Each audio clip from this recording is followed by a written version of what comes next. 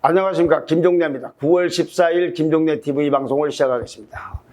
국민의 전 비대위원장이었던 이 김종인 씨가, 김종인 전 국민의힘 비대위원장이 어제 선후 포럼이라는 내 유튜브에 출연해서 윤석열 전 총장에 대해서 여러 가지 얘기를 했습니다. 이 선후 포럼이라는 건 선후, 대통령 선거 후 대선 이후를 생각하는 모임이라는 거랍니다. 이거는 금태섭 전 의원과 진중권 전 동양대 교수 그리고 권기영의 변호사 등이 만든 포럼인데, 여기 유튜브에 출연해서 이들과 대담을 하면서 윤석열 총장에 대해서는 여러 가지 얘기를 했습니다. 무슨 얘기를 했느냐? 윤석열 총장이 파리떼에 둘러싸여 5개월 동안 헤맸다. 15년 전에 설치던 사람들이 캠프에 들어가 있다. 일반 국민이 보기에 그게 무슨 새로운 사람이냐, 그런 말을 할 수밖에 없다. 새로운 사람을 배격하고 기존에 있는 자기네들끼리 끼리끼리 착각한다. 윤 총장이 정치를 처음 해보기 때문에 정당에 들어가면 잘 앉을 줄 알고 입당했겠는지 모르겠는데, 아마 최근에서는 본인도 국민의힘 입당한 걸 후회하고 있지 않을까 생각한다. 또 당에서 영입을 했으면 보호해줄 장치가 있어야 되는데 아무것도 없다. 그래서 이제는 당내 후보 10여 명 중에 한 명이 됐다. 완후보 댐이 됐다. 이준석 대표도 당 대표로서 입장을 어떻게 천명할지 정확하게 인식을 못하고 있다. 대응을 잘 못하고 있는 거다. 대응 방향을 모르겠다. 김종인 위원장이 종종 얘기하는 걸 저는 비판적으로 얘기하고 어떤 때는 저는 뭐 공감한다고 얘기했지만, 이번 말에 대해서는 저는 상당히 일리가 있다고 생각이 됩니다. 한 두 가지만 말씀드리겠습니다. 첫째는요, 국민의 입당과 관련된 거예요. 자, 윤석열 검찰의 고발 사주 의혹을 보면요, 오늘 언론 보도만 봐도 제보자 조성은 씨가 김웅 의원으로부터 전달받았다는 것이 한 100건이 넘는 자료가 있는데, 이 자료를 국정원장 박지원 국정원장을 만나기 이틀 전에 몽땅 다 확보를 했답니다. 저장을 해가지고. 근데 이 박지원 원장을 만나기 전에는 뉴스버스에는 이런 게 있다라고 하는 대화, 김웅 의원하고 대화한 것만 보여만 줬는데, 박지원 원장을 만나기 이틀 전에는 이 자료를 전부가 캡처라고 이름을 해서 이 자료를 확보를 했다. 그리고 이 자료가 뉴스버스에 전달되기보다도 박지원 원장에게 먼저 전달된 거 아니냐. 그래서 박지원 원장으로부터 이런 등등과 관련된 제보와 조언을 받았거나, 아니면 고발을 사주한 게 아니라 제보를 사주받은 거 아니냐. 그 다음에 뉴스버스로 넘어갔다. 이런 의혹이 언론에 제기를 하고 있어요. 뉴스버스가 고발장까지를 받은 상태로 보도를 한 게 아니라 이런 게 있었다라고 보여만 주고, 그 다음에 자기가 자료를 박지원 원장한테 줘서 무슨 조언을 받든지 뭐 코치를 받든지 해가지고 그 다음에 뉴스버스로 고발장을 넘기고 이렇게 해서 보도가 됐다라는 의혹을 언론들이 지금 제기를 하고 있는 겁니다. 근데 이 의혹이 저렇게도 참 합리적인 의심이 간다고 생각될 수밖에 없는 것은, 12일 날 조성은 씨가 방송에 나가세요. 9월 2일 날로 보도 날짜를 택한 거는 우리 원장님, 여기서 우리 원장님이라는 건 박지원 원장을 얘기합니다. 우리 원장님이나 제가 원했던 날짜가 아니라고 했으니까, 이게 보도하는 날짜까지도 이 사람들끼리 서로 짰구나. 그러고 나서 그거 된 다음에 자료를 뉴스버스를 넘긴 게 아닌가. 미리 박지원 원장한테 보여주고. 그러니까 이렇게 의혹을 가질 만한 충분한 근거가 있다 이거죠. 자, 이렇게까지 의혹이 제기되고 있는데, 야권 지지율에 지금 1위, 현재까지는 1위를 하고 있는 윤석열 전 총장에 대해서 여권에서는 여당, 검찰, 공수처 할 것 없이 공세가 갈수록 거쳐지고 있는데, 근데 당은 지금 뭘 하고 있느냐 이거죠. 김종인 위원장의 얘기는 여기 첫 번째 문제점은 이걸 지적하는 겁니다. 당은 지금 후보 개인이 문제다. 당대로 입장은 뭐 어쩌고저쩌고 이게 분리를 하고 있다 이거죠. 물론 윤석열 총장이 국민의힘에 입당해서 한 일이 아니고, 벌어진 일이 아니고, 입당하기 전에, 그것도 작년에 있었던 일입니다. 그렇지만 윤석열 총장이 입당할까 말까 하고 있을 때 입당해달라고 호소하고 거의 읍소한 사람이 누굽니까? 국민의힘 아닙니까? 그래놓고 이제 와서 문제가 되니까 당신 문제다라는 식은 얘는 곤란하다.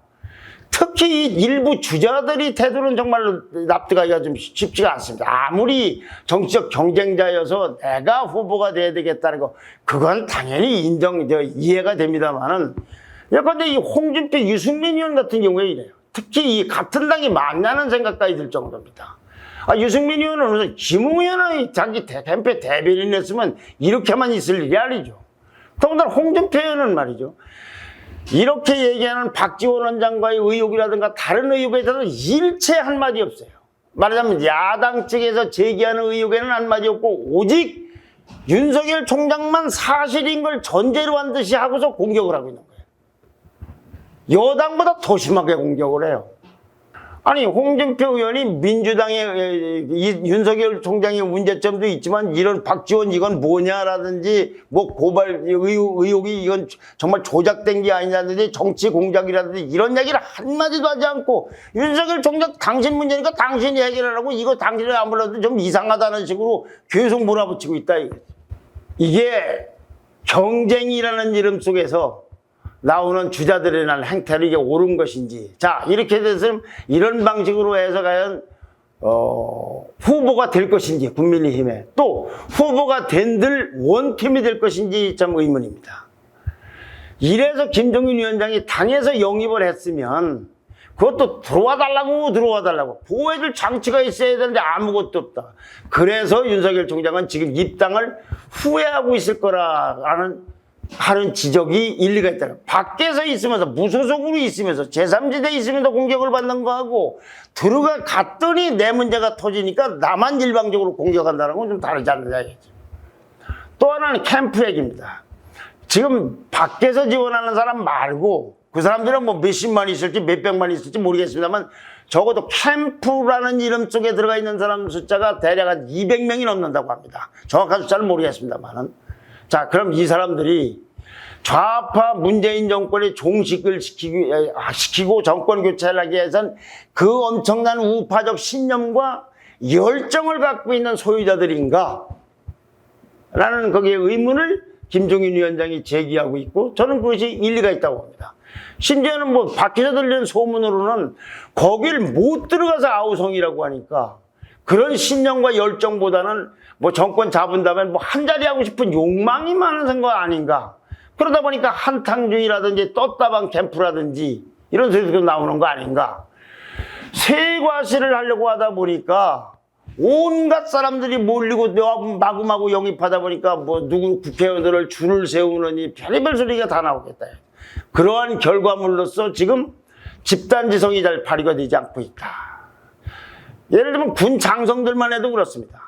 육군참모총장, 공군참모총장, 한미연합사 부사령관, 해병대 사령관 등등 문재인 정권 밑에서 최고의 사령관을 지냈던 사람들이 해군 참모총장 말고는 윤석열 캠프로 집결을 했다고 합니다.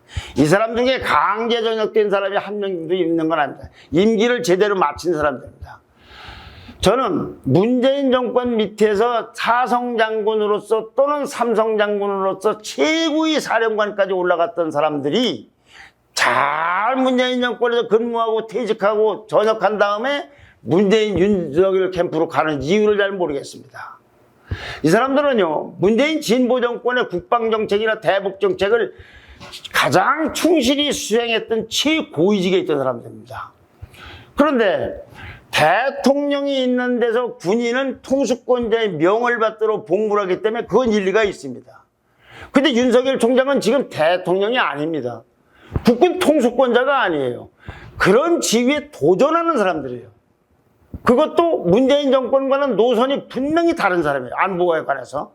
그러면 이렇게 자기가 통수권자의 명을 받들어 복무했던 그 문재인 정권의 안보 또는 대북 노선과는 노선이 다른 윤석열 대통령이 아니라 윤석열 후보의 안보관이 그 당시 근무를 잘하고 임기를 마쳤던 그때하고 뭐가 같고 뭐가 다르기 때문에 문재인 정부 때는 어땠는지 왜 자기네들은 이제 윤석열 대통령이 아니라 윤석열 후보 쪽으로 가야 되는지 이걸 군 후배들에게 딱 뚫어지게 좀 설명해야 되는데 저는 그게 와닿지 않습니다.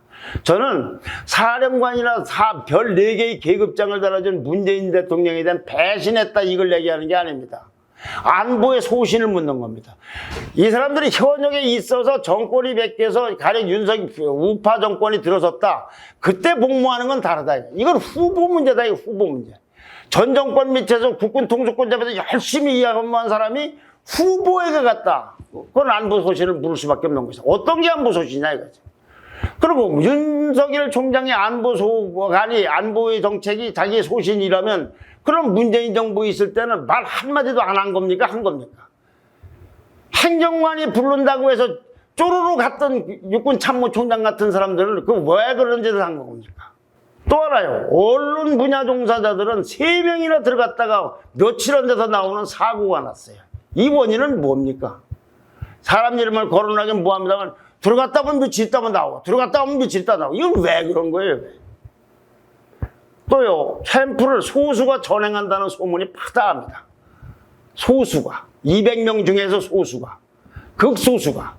김종인 위원장이요. 15년 전에 설치던 사람들이 캠프에 들어와 있다. 일반 국민이 보기에 그게 무슨 새로운 사람들이냐. 새로운 사람은 배격하고 기존에 있던 사람들 15년 전 사람들이 끼리끼리 한다. 라고 한 거는 이걸 얘기하는 겁니다. 그럼 15년 전이라는 게 언제적 얘기냐. 이명박 대통령 때 사람들을 얘기하는 겁니다. 지금 2021년이니까 15년 한번 역산해 보면 당연히 그렇게 나옵니다. 김종인 위원장은 이들이 전횡을 지적한 겁니다. 어느 정도 맞는지 모르지만 하여튼 전횡한다는 소문은 많이 나 있습니다. 그리고 이렇게 전횡을 하기 때문에 행적으로 이 정보 공유나 무슨 의견이 토론이라든가 이루어지는 행적인 연대가 잘 안 되는 모래알 조직 같다고 합니다. 이런 일 때의 결과물로서 입당할 때는 이준석 대표가 없는데 입당을 했고 심지어는 이준석 대표가 영 안 되겠다 해서 비대위를 추진한다는 보도도 있었고 후보들 토론회를 안 하고서 대신 발표회로 대체를 했고 역선택 방지를 한다면서 결국은 마지막에 1차 컷오프에서 8명을 고르고 2차 컷오프에서 4명을 고를 때까지는 놔두고 마지막에 고를 때는 여론조사가 50% 반영되고 당원의사가 50% 반영되는데 이 여론조사는 역선택을 방지하기 위해서 1대1로 조사를 한다는 거예요. 예를 들면 윤석열 대 이재명, 홍준표 대 이낙연 이런 식으로 조사를 한다는 거예요. 그때는 이미 민주당의 후보가 정해져 있기 때문에. 자, 그런데요. 이거 한번 자세히 보세요. 이거 윤석열 총장 쪽에서 그 캠프에서 주장을 했기 때문에 관철은 됐는데 이 1대1로 조사하는 거 이게 결과적으로는 윤석열 총장에게 더 불리해질 겁니다. 자, 내년 선거는 여야 간의 진영 싸움이 엄청나기 때문에 아무리 격차가 나도 뭐 1% 차이냐 2% 차이냐 3% 차이냐 5% 차이도 안 날 거라는 것이 대부분의 사람들의 전망입니다. 여야 간에 싸우고 있다. 그러면 민주당 후보가 정해졌을 때 이쪽에서 누구를 내세워도 큰 차이가 없다. 윤석열을 내세우든 윤석열하고 조사를 하든 홍준표하고 조사하든 유승민하고 조사하든 심지어는 딴 사람하고 조사해도 큰 차이가 없다. 왜냐? 진영 싸움이기 때문에.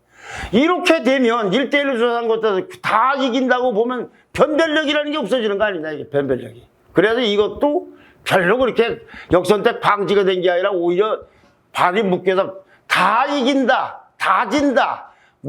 이겨도 뭐 정도 차이고 오차 범위가 뭐 차이가 조금씩 윤석열은 40대 39, 홍준표는 39대 38. 이게 별 차이가 없게 나타날 것이다. 이런 것들이 지금까지 해온 걸 보면은 전부가 이게 김종인 위원장 말씀대로 15년 전 사람들이 이제 그런지는 모르지만 소수가 전행하면서 결국은 정치적 상상력과 창의력이 결합되지 않고 집단지성이 발휘가 되지 않은 데서 비롯된 측면이 많다. 그러다 보니까 이제는 야권의 제일 주자가 아니라 야권의 여러 주자 중에 한 사람으로까지 내려앉은 듯한 인상이 있고 지금 여론조사를 해보면 정체 또는 빠지고 있고 하는 것이 두드러지게 나타나고 있습니다. 결국은 심상치 않은 이런 여론이라든가 여러 가지를 볼 때 추석 전후를 내서 캠프를 일대 재구성하는 걸 검토하지 않을까 싶습니다. 홍준표 의원 보십시오. 거기 캠프는 무슨 영입했다 소리 한마디도 안 나왔어요. 얼마나 영입한지도 모르겠는데 조용조용히 하면서도 벌써 이미 턱 밑까지 오고 있지 않습니까? 그러니까 누구누구 모이고 한다는 거 그게 별로 좋은 일이 아니다. 숫자 많다고 되는 일이 아니다. 이런 부분에 대한 정말로 총체적인 재검토가 있어야 하지 않을까 하는 생각이 듭니다. 감사합니다. 좋아요와 댓글과 구독 신청 부탁드립니다. 고맙습니다.